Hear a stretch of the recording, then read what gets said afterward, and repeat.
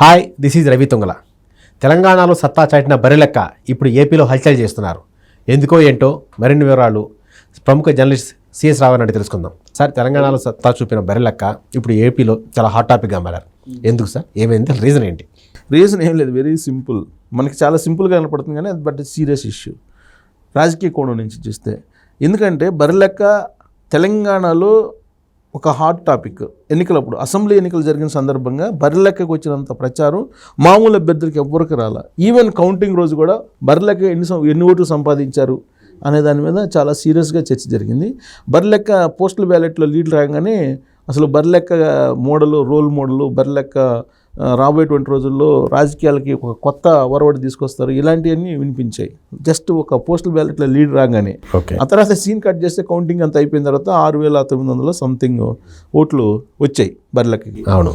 So బరిలెక్క alias Sirisha అయితే ప్రతి నోట సోషల్ మీడియా వ్యాప్తంగా కూడా ఆవిడ బాగా వైరల్ అయిపోయారు, ట్రెండింగ్లో అయిపోయారు. బరిలెక్క గురించి అసలు మాట్లాడిన రోజంటూ లేదు తెలంగాణ ఎన్నికల్లో. అలాంటి పాపులారిటీని సంపాదించుకున్నటువంటి బరిలెక్క మీద దృష్టి ఇప్పుడు ఆంధ్రప్రదేశ్ ముఖ్యమంత్రి జగన్మోహన్ రెడ్డి మీద పడింది. ఓకే.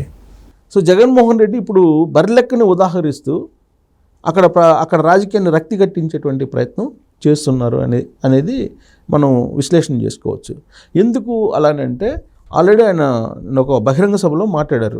ఇక్కడ ఉత్తరాంధ్ర వెళ్ళి పలాసలో మాట్లాడారు. అటు ఉద్దానంలో కిడ్నీకి సంబంధించి వాటర్ ప్లాంట్ పెట్టి దాని తర్వాత జరిగినటువంటి మీటింగ్ అది.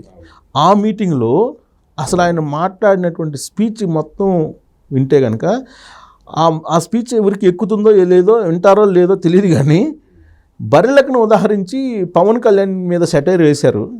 అది ప్రతి మొబైల్కి వెళ్ళిపోయింది. ఓకే. ఎన్ని లక్షల మొబైల్ ఉంటే ఆంధ్రప్రదేశ్లో అన్ని లక్షల మొబైల్కి వెళ్ళిపోయింది.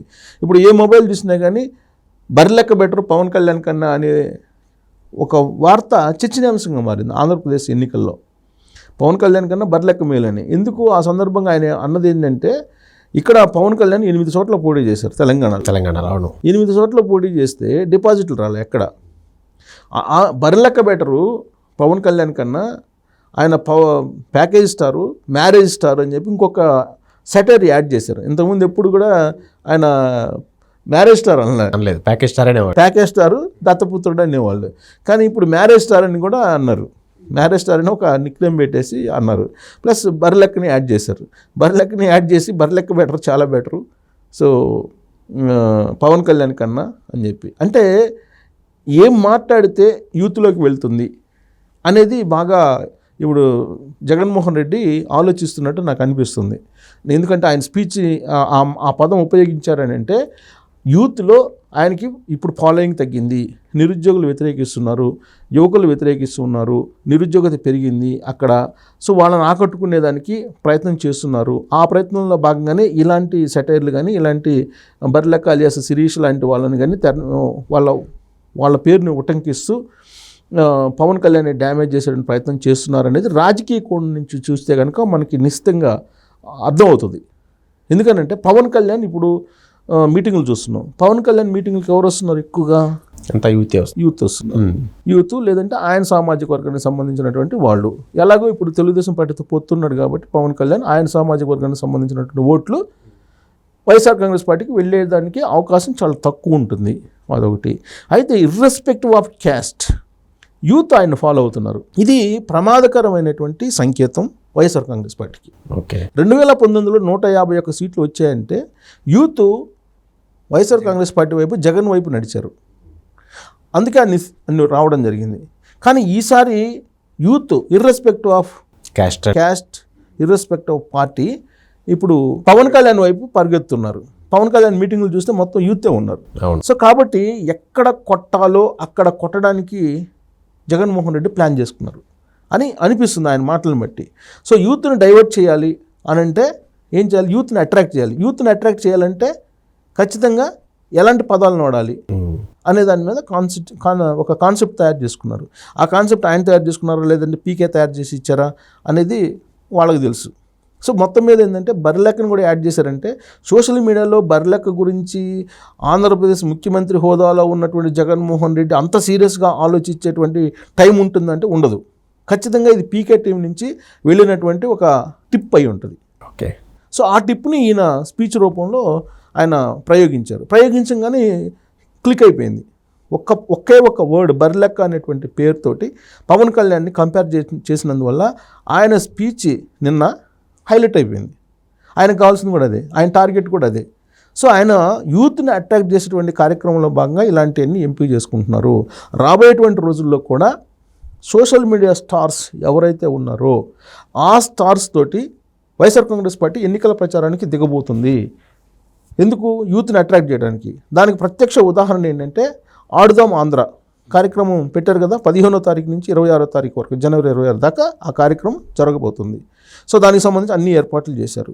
ఆ యూత్ని అట్రాక్ట్ చేయడానికి 15 సంవత్సరాలు పైబడినటువంటి ప్రతి వాళ్ళని తీసుకురావాలని వాలంటీర్లకు ఒక టార్గెట్ పెట్టారు. ఓకే. టార్గెట్ పెట్టి ఆటలో పార్టిసిపేట్ చేయాలి అందరూ అని చెప్పేసి వీళ్ళు ఎన్రోల్ చేస్తున్నారు. ఒక యాప్ క్రియేట్ చేసి ఆ యాప్లో ఎన్రోల్ చేస్తున్నారు వాలంటీర్లు. సో వాళ్ళని ఆ ఆటలకు తీసుకురావటం లేదా ఆటల్లో పార్టిసిపేట్ చేసేవాళ్ళు ఉంటే ప్లస్ ఆటలను చూడటానికి జనాలను తీసుకురావాలని. సో ఆటలు తీసుకొచ్చే నేపథ్యంలో వాళ్ళ డేటా కూడా మొత్తం రికవర్ అవుతుంది. మొత్తం డేటా కూడా మొత్తం యూత్ ఎవరైతే ఉన్నారో 15 సంవత్సరాలు పైబడినటువంటి వాళ్ళందరూ డేటా వచ్చేస్తుంది. 18 ఏళ్ళు దాటిన వాళ్ళందరికీ ఓటు హక్కు ఉందా చూసుకోవటం, అయితే వాళ్ళు ఆ తర్వాత దాన్ని పోలరైజ్. అది తర్వాత ఇప్పుడు ఈ నెల రోజులు పడ్డు, ఈ 15వ తారీఖు నుంచి మళ్ళీ 26వ తారీఖు దాకా మొత్తం యూత్ మొత్తం కూడా వాళ్ళకి ఇచ్చేటువంటి డ్రెస్సులు కానీ వాళ్ళకి ఆడేటువంటి ఆటలు కానీ లేదంటే గ్రౌండ్లో కానీ ఇటు చూసినా జగన్మోహన్ రెడ్డి ఫోటో 3 కలర్లు ఏంటి? వైఎస్ఆర్ కాంగ్రెస్ పార్టీ జెండా కలర్లు, ఇవే కనపడాలి. సో యూత్ దూరం అయ్యారనేది జగన్మోహన్ రెడ్డి బాగా గ్రహించారు ప్రశాంత్ కిషోర్ సర్వేల ద్వారా. సో ఆ యూత్ని అట్రాక్ట్ చేయడానికి సుమారుగా 30 లక్షల మంది ఉన్నారు యూత్ ఓటర్స్. కొత్తగా వచ్చినటువంటి ఓటర్స్ కానీ లేదా నిరుద్యోగులుగా ఉన్నటువంటి వాళ్ళు కానీ 30 లక్షల పైన ఉన్నారు. వీళ్ళందరూ నిరుద్యోగత పర్సంటేజ్ ఇప్పుడు ఆంధ్రప్రదేశ్లో అన్ని రాష్ట్రాల కన్నా ఎక్కువ ఉంది నిరుద్యోగుల సంఖ్య. కాబట్టి వాళ్ళందరూ వ్యతిరేకత అయ్యారని చెప్పేసి ఇప్పుడు ఆడుదాం రా ఆంధ్ర అని చెప్పేసి అట్రాక్ట్ చేసే ప్రయత్నం చేస్తూ బర్రెలెక్కని మెన్షన్ చేయడం ద్వారా, ఆమె పేరు మెన్షన్ చేయడం ద్వారా, ఆమె పేరు మెన్షన్ చేస్తూ పవన్ కళ్యాణ్ని టార్గెట్ చేయడం ద్వారా మొత్తం యూత్ అటెన్షన్ ఇప్పుడు జగన్మోహన్ రెడ్డి వైపు వెళ్ళిపోయింది ఆ ఒక్క పదంతో, ఆ ఒక్క పేరుతోటి. ఓకే. సో కాబట్టి రకరకాల ప్రయత్నాలు చేస్తున్నారు అని అంటే దానికి కారణం యూత్ దూరం కావడం. దీనికి తోడు ఏంటంటే యూట్యూబర్స్ ఎవరైతే ఉన్నారో బాగా పాపులర్, వాళ్ళందరిని ఐడెంటిఫై చేశారు. వాళ్ళ ద్వారా ఇప్పటివరకు ఆయన 2019 నుంచి ఇప్పటివరకు చేసినటువంటి ప్రభుత్వ పథకాలని ప్రచారం చేసుకునేటువంటి కార్యక్రమానికి తెరలేపారు. దాంట్లో భాగంగానే టిక్ టాక్ అతను తీసుకొచ్చారు. ఓకే. టిక్ టాక్ దుర్గారావుని తీసుకొచ్చి సీఎం ఆఫీస్లో కూర్చోబెట్టి సీఎం ఆఫీస్ చైర్లో కూర్చొని అతను ఒక సెల్ఫీ తీస్తే అది పెద్ద హిట్ అయిపోయింది. పెద్ద హిట్ అయ్యి అది అసలు ఇంతవరకు అది సీఎం ఆఫీసులకి ఇతను ఎలా వెళ్ళాడు అనేది కూడా ఎవరు చెప్పట్లేదు. దాని మీద సుమోటోగా ఏదో కేసు ఎవరు బుక్ చేయలే. సో ఆయన్ని ప్రభుత్వ పథకాలకి ఉపయోగించుకోవడానికి అక్కడ తీసుకొచ్చి కూర్చోబెట్టి ఇలాంటి ప్రచారం చేస్తున్నారు. సో రానటువంటి వాళ్ళని ఇబ్బంది పెట్టే పరిస్థితి చేస్తున్నారు. ఇబ్బంది పెట్టే పరిస్థితి ఎక్కడ చేశారు? వైజాగ్లో లోకల్ బాయ్ నాని ఉన్నాడా, కేసులో ఇరికిచ్చేశారు వైఎస్ఆర్ కాంగ్రెస్ పార్టీ అనేది అప్పుడు వినిపించింది.